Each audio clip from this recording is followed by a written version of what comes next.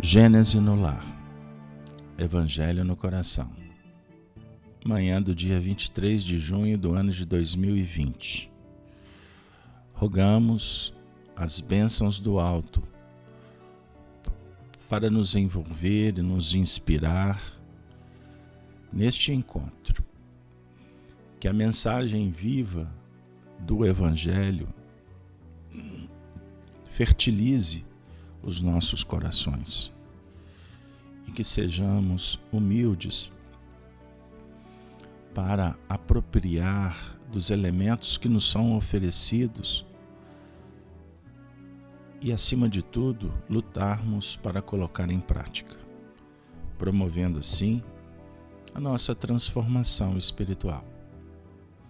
Jesus, rogamos, esteja conosco.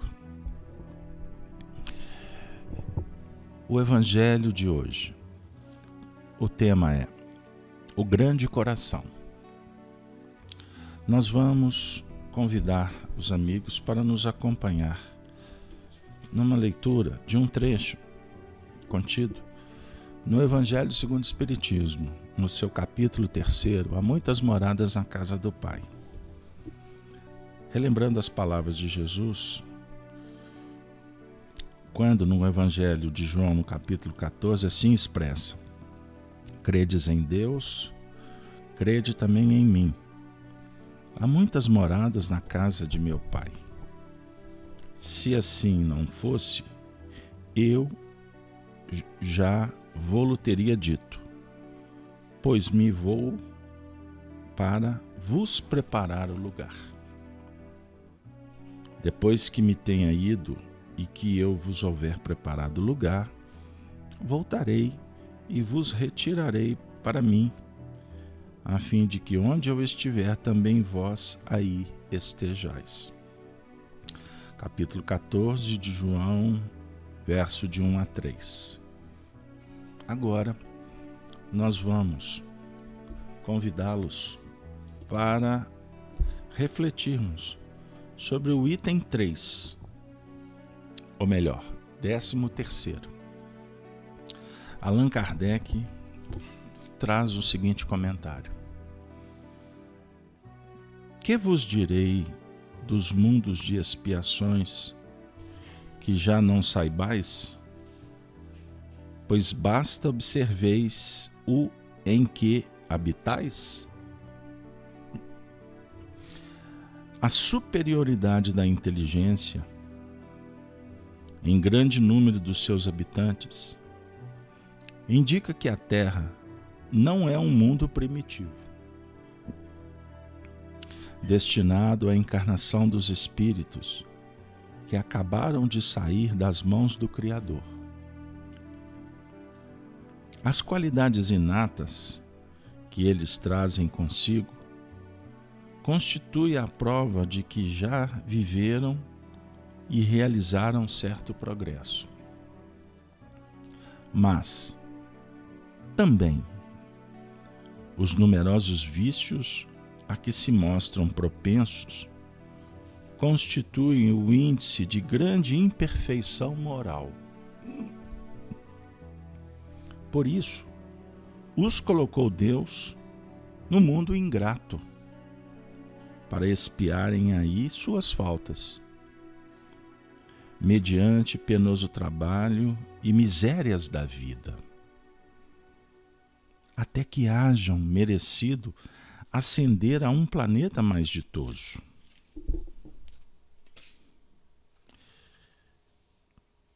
Item 14. Entretanto, nem todos os espíritos que encarnam na Terra vão para aí em expiação. As raças a que chamais selvagens são formadas de espíritos que apenas saíram da infância e que na Terra se acham, por assim dizer, em curso de educação, para se desenvolverem pelo contato com espíritos mais adiantados. Vêm depois as raças semicivilizadas, constituídas destes mesmos espíritos em via de progresso. São elas de certo modo, raças indígenas da terra, e que aí se elevaram pouco a pouco em longos períodos seculares, algumas das quais hão podido chegar ao aperfeiçoamento intelectual dos povos mais esclarecidos. Os espíritos em expiação, se nos podemos exprimir desta forma, são exóticos na Terra. Já viveram noutros mundos, donde foram excluídos em consequência da sua obstinação no mal, e por se haverem constituído em tais mundos, causa de perturbação para os bons, tiveram de ser degradados, por algum tempo, para o meio de espíritos mais atrasados, com a missão de fazer que estes últimos avançassem, pois que levam consigo inteligências desenvolvidas e o germen dos conhecimentos que adquiriram. Daí vem que os espíritos em punição se encontram no seio das raças mais inteligentes. Por isso mesmo, para essas raças é que de mais amargor se revestem os infortúnios da vida. É que há nelas mais sensibilidade, sendo, portanto, mais provadas pela contrariedade e desgostos do que as raças primitivas, cujo senso moral se acha mais embotado. E o 15º, a Terra, consequentemente, oferece um dos tipos de mundos expiatórios, cuja variedade é infinita, mas revelando todos, como caráter comum, os servirem de lugar de exílio para espíritos rebeldes à lei de Deus. Estes espíritos têm aí de lutar, ao mesmo tempo com a perversidade dos homens e com a inclemência da natureza. Duplo e árduo trabalho que simultaneamente desenvolve as qualidades do coração e da inteligência. É assim que Deus, em sua bondade, faz que o próprio castigo redunde em proveito do progresso do espírito. Questão comentada por Santo Agostinho em Paris, 1862. Convido os amigos para retornar ao item 13. Logo, na segunda frase, nós vamos encontrar aqui a chave que define o tema da manhã. Que vos direis dos mundos de expiações que já não saibais? Pois basta observeis o em que habitais. A superioridade da inteligência em grande número dos seus habitantes indica que a Terra não é um mundo primitivo destinado à encarnação dos espíritos que acabaram de sair das mãos do Criador. Portanto, agora, sintetizando um pouco mais, a frase, a superioridade da inteligência, nos chama a atenção. E para comentar essa superioridade da inteligência, como eu houvera dito no início, vamos trazer um presente para vocês. Vamos convidar para entrar na sala para dialogar conosco nesta manhã Francisco Cândido Xavier, nossa alma querida. Pois no dia 7 de setembro de 1985, reunido com um grupo de pessoas que trabalhavam na distribuição junto à comunidade, lá nas cercanias de Uberaba, eles faziam o que ficou conhecido como o Evangelho sobre o abacateiro. E Chico teceu comentários sobre no caso, essa superioridade ou as grandes inteligências que caracterizam, portanto, a maior parte da população planetária. Aí ele vai dizer assim, e eu os convido para acompanhar com o coração.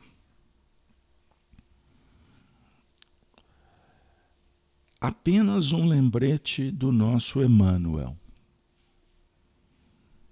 O trecho, a superioridade da inteligência num grande número dos seus habitantes, indica que ela não é um mundo primitivo, destinado à encarnação de espíritos apenas saídos das mãos do Criador. O nosso Emmanuel nos pede atenção sobre esse tópico, a superioridade da inteligência. O texto não nos diz a superioridade sentimental ou mesmo espiritual. Não diz grandes corações. O texto diz superioridade de inteligência. É preciso, meus irmãos e irmãs, discernir isso, porque nós somos uma comunidade muito grande de espíritos misturados, uns com os outros. As maiores cabeças nem sempre são aquelas capazes de nos guiar para o bem. Temos inteligências interessadas no conflito mundial, na formação de aparelhos e engenhos de destruição, que não são criados pelos grandes corações, nem pelas almas grandes na bondade e no amor pelos semelhantes.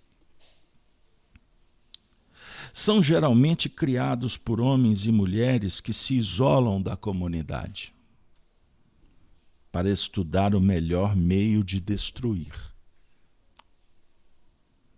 Estes companheiros são grandes pela inteligência, mas pelo sentimento ainda são muito pequenos. Não compreendem a dor do próximo. Não compreendem os irmãos em penúria. Se formos falar na doação disso ou daquilo em favor dos sofredores, no nosso país ou em outros, se formos conversar com estes gênios a respeito de uma renovação, eles nos julgariam crianças.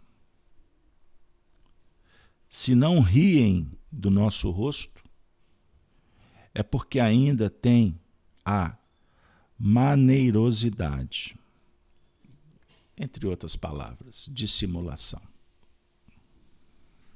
Temos que suportar as grandes inteligências. O termo é mesmo suportar. São eles que nos levam à guerra. O chamado míssil não foi formado pelo coração de mãe, de pai. São grandes inteligências. Se nos perguntarem se queremos a paz ou a guerra, respondemos imediatamente que queremos a paz, a alegria. Não queremos atacar ninguém.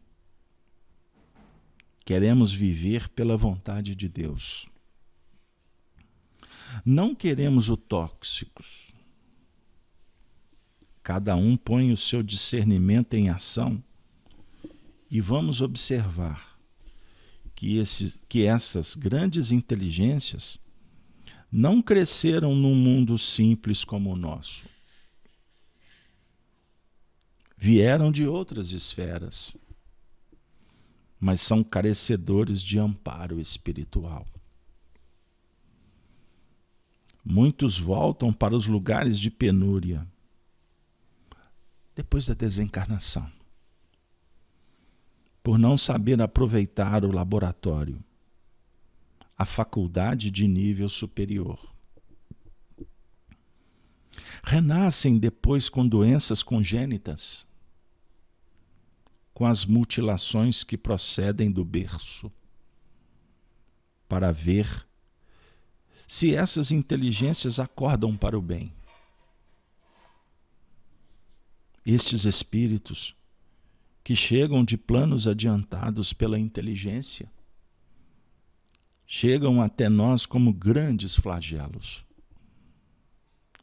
Se uma dessas inteligências chegar, por exemplo, à cidade de Uberaba, a administração a louvará. Haverá discursos, palanques, aplausos, holofotes, bajulações. Mas vamos perguntar: que bem essas pessoas estão fazendo? Muitos estarão fazendo alguma coisa, é verdade.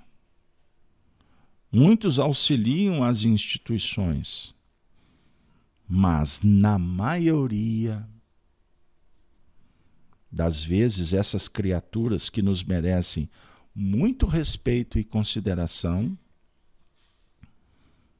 muitas vezes estão, entre aspas, acompanhadas. Querem saber qual o melhor meio para destruir. Não é a gente de grande coração que vem à Terra para nos auxiliar. Eles servem ao mal. São grandes cérebros. Auxiliam, mas provocam milhares de mortos. Temos grandes generais, cientistas, professores, políticos, mulheres.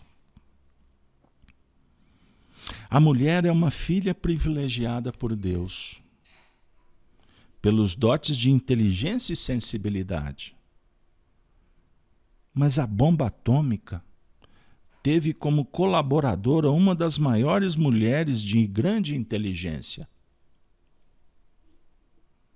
Em Hiroshima, 70.000 pessoas foram mortas em 10 minutos. Alguém aprova isso? Ninguém. Seja qual for a nação. Nós queremos a vida simples. O santarronismo não deve estar em nossas atitudes. Mas devemos querer alguém que nos conforte, nos ajude. Podemos observar que a coletividade humana nessa hora do mundo está sendo basicamente tocada no coração. A inteligência quis um grande metrô em São Paulo. E ele está pronto. No Rio, ele está pronto.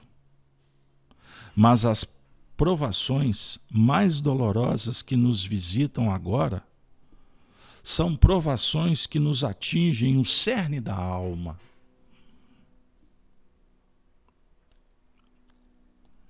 É a desintegração de núcleos preciosos, como sendo a família. Programas de televisão, grande realização da inteligência, mas às vezes observamos a intenção sutil do autor para a desintegração do lar. Viciação dos mais jovens, dos corações que querem a vida simples. Não queremos ser santos, mas queremos viver uma vida de paz uns com os outros. E temos que procurar isto com os grandes corações. O computador é um prodígio da inteligência, mas quem vai se lembrar de pedir a ele uma esmola, um auxílio a um robô? Não. É nessa linha que vamos atingir os fins de Jesus. É no estudo, no amor, no respeito, na preservação da família. Temos que ter muito cuidado para entregar um filho ou uma filha a determinado instituto. Não sabemos que tipo de criatura voltará para a nossa casa. Outros vão para o exterior.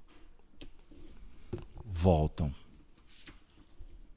deturpados, com os vícios, toxicômanos, ideias de superioridade, paranoicos, quase loucos, com políticas e ideologias estranhas.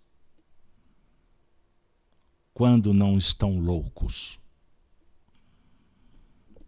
estamos todos misturados. Tem muita gente de alta inteligência, mas não querem construir a nossa felicidade. Jesus é o verdadeiro arquiteto da nossa felicidade, se fizermos o que ele nos ensinou. Aquele que mais servir terá mais mérito. Servidor é o que limpa chão. Vai ajudar uma criança perdida, uma mãe desdidosa. Essa pessoa que ama o serviço, que não reclama, não tem interesse de se apresentar, é que será considerada maior. Sejamos úteis em qualquer lugar, em todos os lugares. Deve e precisa movimentar a criatura essa capacidade. Depois de trabalhar 6, 8 horas por dia, lembre-se, ainda restam 16 horas. As grandes inteligências promovem greves. O grande coração não nos ensina a violência. O nosso coração se regozija quando evitamos a queda de alguém, seja quem for. O que não nos dá o direito de atacar quem quer que seja, principalmente aqueles que falam em outros idiomas ou enxergam a vida por outros óculos. Retirando do asfalto uma simples casca de banana, poderemos evitar a queda de alguém. A grande inteligência acha que isso deve ser feito pelo gari. Ora, por que não podemos fazer? A alta inteligência quer reverência, homenagens, e depois entra para a sala de experiências para saber a melhor maneira de destruir, com exceção daqueles que entram nos laboratórios para estudar a melhor maneira de produzir a vacina. Estas altas inteligências são realmente altas, porque dão a vida pela humanidade. Mas, talvez, que 2/3 dessas inteligências nos guiem para o mal. Vamos esperar que a misericórdia divina tenha compaixão de nós. Esperar que estas altas inteligências descubram um caminho de reconciliação. Já não dizemos de paz, apenas de reconciliação, porque seria querer muito. Precisamos discernir para não estarmos criando para nós e para aqueles que nos amam verdadeiros labirintos da perturbação mental. É o que Emmanuel nos diz sobre o texto. Quem cai pelo coração, o sofrimento é tanto, mas que redime. Quem cai pela inteligência não se sente caído. Estamos aqui no Evangelho da Manhã, por certo, porque caímos pelo coração. Este sentimento nos envolve para nós nos posicionarmos de joelhos, para refletir na mensagem que há de redimir. Chico está dizendo que 2/3 da humanidade nos conduzem ao mal. Naturalmente, ele está indicando que 2/3 da humanidade se interessam em serem grandes pela inteligência, pensando em si. Todo movimento pautado no egoísmo, ele é um impeditivo. Ele promove o mal. Costuma até apoiar em causas nobres. Por exemplo, a justiça. Mas na hora de falar, de expressar, de escrever, usa-se forças destrutivas. E não se percebe isso, porque está impregnado no comportamento. Porque foi mecanizado, se tornou um vício. A necessidade de falar, a necessidade de se expressar, muitas vezes caracteriza ainda rudimentos de imperfeição, por mais que estejamos empolgados, vislumbrando a luz. Figuras como Chico Xavier e tantos outros, em todos os setores, que foram gigantes, eles se tornaram pessoas admiradas por almas sedentas da grandeza do coração. Não foi pela intelectualidade. Embora ele estivesse envolvido nas suas tarefas por pessoas das mais variadas condições, mas a grande maioria se emocionava com a capacidade do Chico de se fazer amigo de todos e convidando a grande maioria para cuidar dos sofredores. E aí eu pergunto, até quando nós teremos que nos inspirar em figuras como Chico para descobrir qual a nossa destinação na Terra? Você tem exemplos que indicam que você pode fazer. Aliás, todas as vezes que fizestes, sentiu uma felicidade que nada no mundo pode te dar em outros instantes. O muito obrigado vai com Deus representa luz. Então, ao invés de buscarmos luz aonde não tem, esperar que os homens façam, o Evangelho da Manhã, lucificado por Kardec, e tendo Chico Xavier dialogado conosco, indica que a gente não precisa esperar, nós devemos fazer. E começa agora. Como todos estão vibrando em faixas superiores.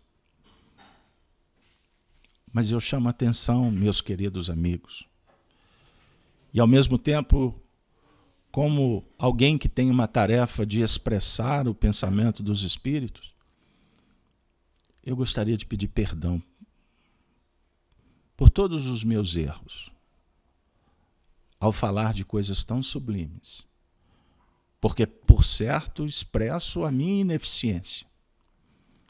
Em alguns momentos podemos usar palavras que não sejam as mais indicadas, mas fazendo essa meia-culpa e envolvido pelos próprios espíritos que tutelam essa tarefa, a mensagem do Chico não chegou para nós de uma forma aleatória. Ela sintetiza muitas horas de reflexões que a Casa de Kardec tem oferecido ao longo dos seus 12 anos. Em alguns momentos as mensagens não agradam, incomodam, nos deixam de saias justas, principalmente quando elas dialogam com as nossas imperfeições. Quando é para o outro, nos sentimos confortados. Mas quando ela fala diretamente na nossa ferida e na sociedade que nós acreditamos e vivemos vibrando por ela, por certo, a perplexidade ou a indignação surge silenciosa. Mas graças a Deus nós temos nos mantido firmes, porque a cada momento eu tenho a oportunidade de ressignificar, de voltar naqueles pontos que não ficaram claros. E é espetacular quando isso acontece nas vibrações da fraternidade. Aí a gente acaba fazendo meia-culpa. Principalmente num mundo em que nós constatamos que a grande parte da sociedade, mais de 2/3, estão em processo de despertamento doloroso. Não é fácil trabalhar o que nós nos viciamos, criamos como hábito. É complexo. Basta ver o painel de fora. Em todos os setores, inclusive na própria religião. Por isso, fica para nós a imagem de Francisco Cândido Xavier, como um amigo que vem ao nosso encontro dizer com tanto carinho, com tanta prodigalidade, que o mundo das trevas, ele é um mundo que está se resolvendo. E nós temos vínculos muito fortes, porque 2/3 do nosso coração se vinculam a esse mecanismo social. Mas esse 1/3 que nós estamos investindo, como aqueles 10% da equação do Evangelho, se recordam?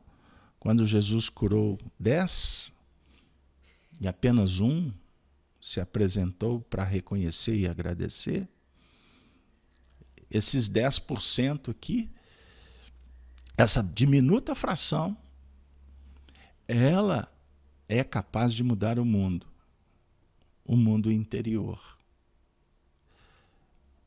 que não podemos abrir mão. Eu encerro dizendo, além das dores da alma, existem dores, aflições, quando nos deparamos com pessoas queridas chafurdando-se nos equívocos da sociedade. Quando acontecer, pare,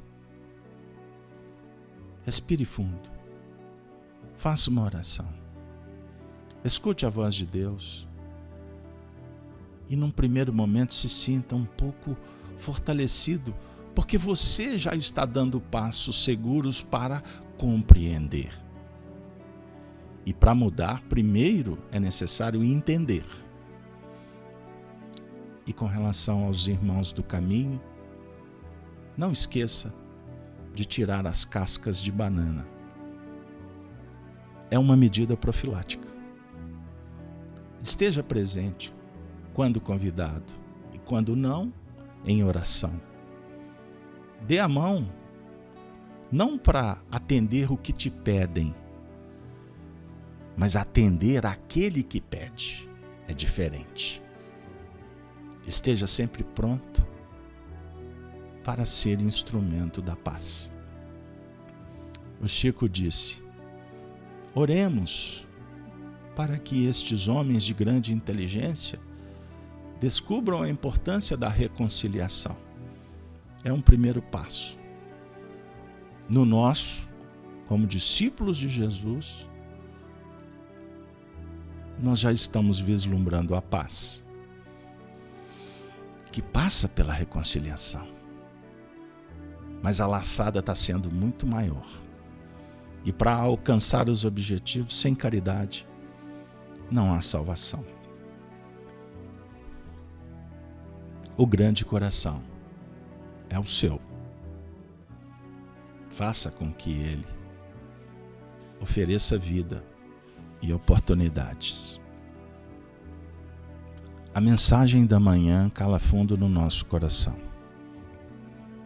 Rogamos ao alto que nos inspire e que abençoe a Sagrada Família, que, como Chico nos faz recordar, o lar é o berço do teu destino.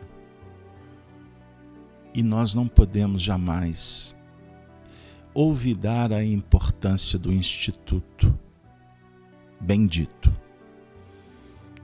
Que possamos vislumbrar uma nova ordem, uma sociedade evangelizada, cristianizada, nos esforçando para reestruturar essa célula tão dilapidada e atacada por sistemas corporativistas que insistem em nos tirar desse sagrado objetivo de nos irmanarmos como seres da humanidade. Que Deus nos dê sabedoria, bondade, esperança e fé. E que Jesus e os bons espíritos nos inspirem nessa jornada bendita. Ave Cristo, Gênese no Lar. Evangelho para você, de Minas, para o seu coração. Obrigado, bom dia.